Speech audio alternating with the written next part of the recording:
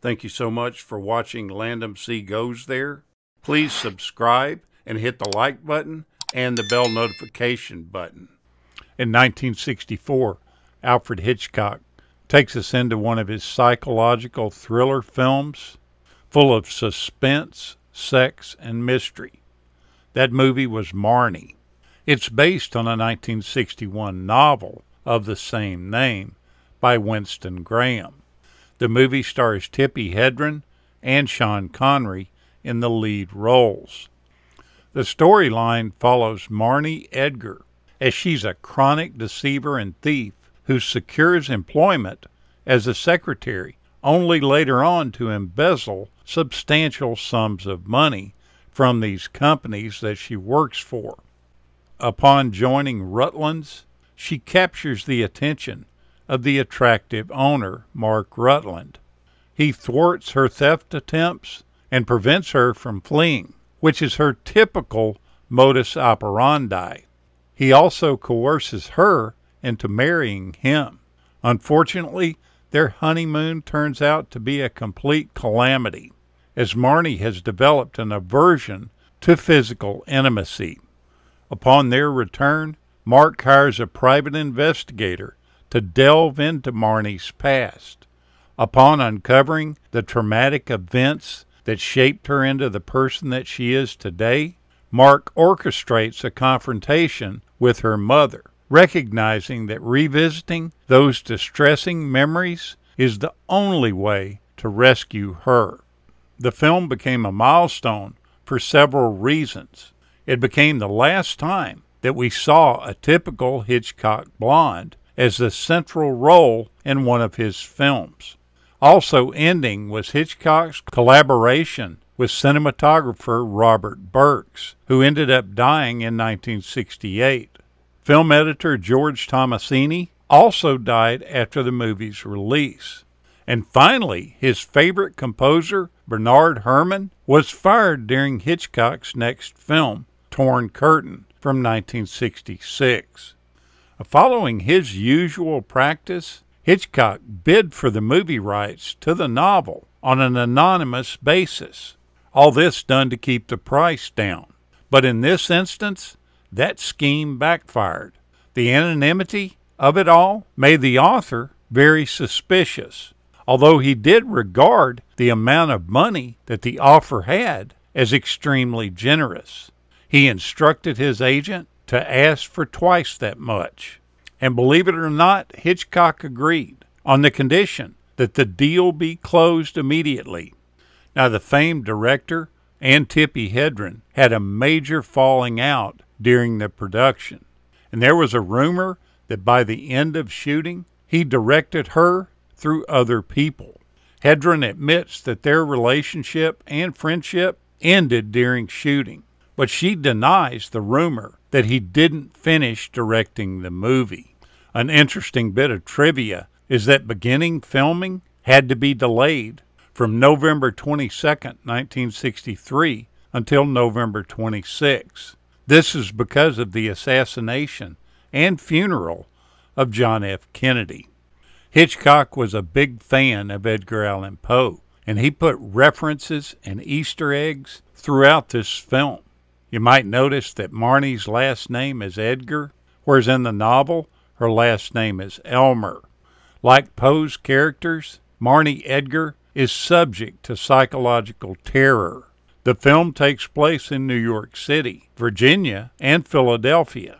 These are three places that Edgar Allan Poe lived throughout the better part of his life. The movie's climactic scene takes place at Marnie's mother's house in Baltimore. That's the city where Poe died under mysterious circumstances in 1849. Marnie ends up defending herself against Mark's controlling attempts. It brings under control the dangerously independent stance of both mother and daughter, who articulate a real hatred of men, who despise sex, and they want to do what they can to live without them. The male lead of Sean Connery had been real worried that being under contract to do the James Bond films which also allowed the production company to limit his involvement in non-Bond films. He felt that this would damage his career. Connery then told them that he really wanted to work with Alfred Hitchcock, which the production company arranged through their contacts.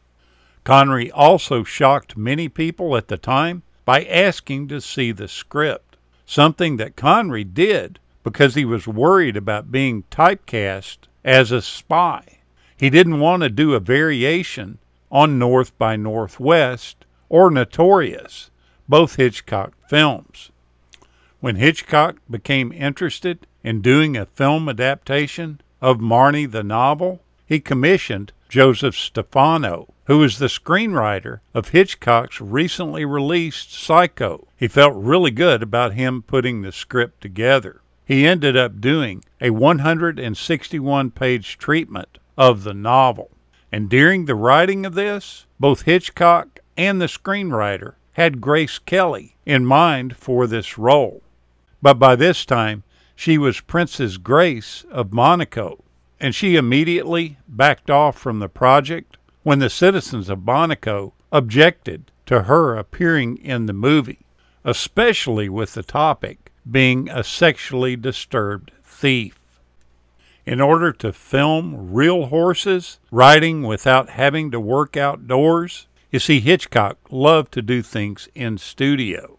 He came up with the idea of running the horses on a gigantic treadmill. All the crew objected to this idea because they considered it highly unsafe, and secondly, because they didn't think it would work at all. But Hitchcock wanted to at least try it, and when they did, it worked without a problem. Now, you'll also see a familiar face in the movie, and that's of Mariette Hartley. She plays Susan Claiborne. Hartley stands out to most of us who grew up in the 70s and 80s from television commercials that were popular at the time, with James Garner advertising Polaroid cameras. These two actors had such a natural on-screen chemistry that many of the viewers believed that they were really married in real life. This got to be such a rumor that Hartley began to wear a t-shirt that had printed on it the phrase, "I'm not Mrs. James Garner." She also guest starred in an episode of The Rockford Files in 1979. In that episode, the two were required to kiss at one point, and unbeknownst to them, paparazzi were photographing that scene from a distance. Supposedly, these photos were run in a tabloid, done to stir the pot and provoke a scandal. Now, I've done my best to try to find these photos, and I can't find them. I'm assuming this is a true story, but I'm not sure. Also mentioned is a TV Guide article that was titled, "That Woman is Not James Garner's Wife." Go back and watch this fantastic film from Hitchcock. It's a good one. Thank you so much for watching, and we'll continue to chase the classics.